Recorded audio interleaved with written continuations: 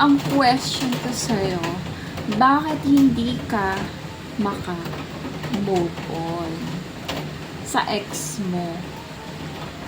Dahil ba mas mahal mo siya kesa mahal ka niya? Parang, girl, wala na bang ibang lalaki siya? I mean, ang daming lalaki naman dyan, diba? Bakit nahirapan kang makamove on? Kasi, binigay mo ba lahat-lahat sa kanya? Kasi, di ba kapag hindi ka naman masyado nag-effort, like, wala naman masyadong ginawa, like, hindi mo naman siya pinagsilbihan, boyfriend mo lang naman siya, and hindi mo naman siya asawa. Like, bakit ganon kahirap mag-move on sa'yo? Yun yung question ko.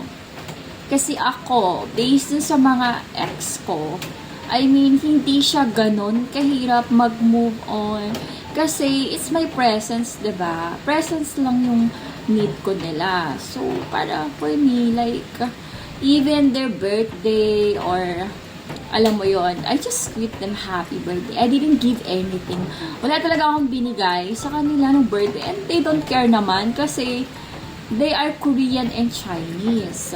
So, para sa kanila, mas gusto talaga nila, sila yung mag-give and give. So, I think, so, hindi ganun kahirap sa akin mag-move on.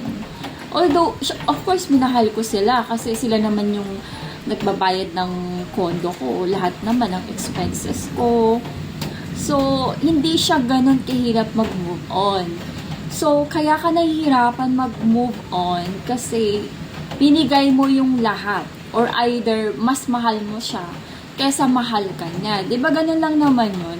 Kasi siya, naka-move on na siya. Feeling ko, lalaki naman, mabilis na maka-move on, diba? So, ang feeling ko is mas mahal mo siya, kaya nahihirapan kang mag-move on. Or either, ikaw yung gumastos, palaging gumagastos, may share ka sa kanya.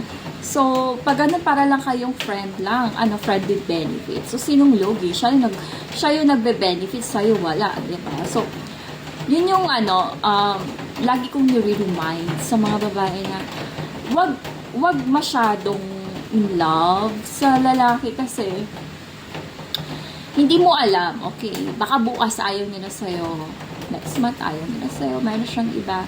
So, just continue loving yourself always, okay? Yun lang yung doon reason. Tanong mo yung sarili mo, bakit hindi ka makamove on? Ano bang ginawa mo? Diba? I mean, ang dami namang iba dyan lalaki. I mean, wala na bang magkakagusto sa'yo sa tingin mo? Kaya parang gusto mo na lang siyang balikan or gusto mo na lang magabol. Diba? Hindi ganun yung girl eh. Pag wala na, wala na. Move to next na. Yun na lang yun. So, yun yung sinasabi ko, kailangan dapat, kasi gayon nag-e-effort. And then, yun naman talaga yung dapat, diba? Yung lalaki nag-e-effort. Kasi lalaki yan eh, diba? Ano yan, babae? I mean, diba?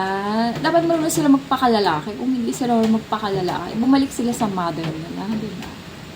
So, yun lang girl, nasa babae yan. So, kung ganyan yung gusto mong life, gusto mo nagsasuffer na sasaktan ka, gusto mo ba yan? So, tatanungin kita, gusto mo ba yung ganyan, nasasaktan ka? Gusto mo ba yun? So, ayaw mo, diba? So, anong gagawin mo para makaboom? Eh, di maganap ka na ng iba. Okay? Marami siyang iba girl, okay? And you deserve a lot of love. Okay? So, ayun lang girls. So, sana makamove on ka na and yun lang. Love yourself. Pag sinabing love yourself, you don't care with other people things. Okay? Just really obsessed with yourself. So, thank you girl for watching.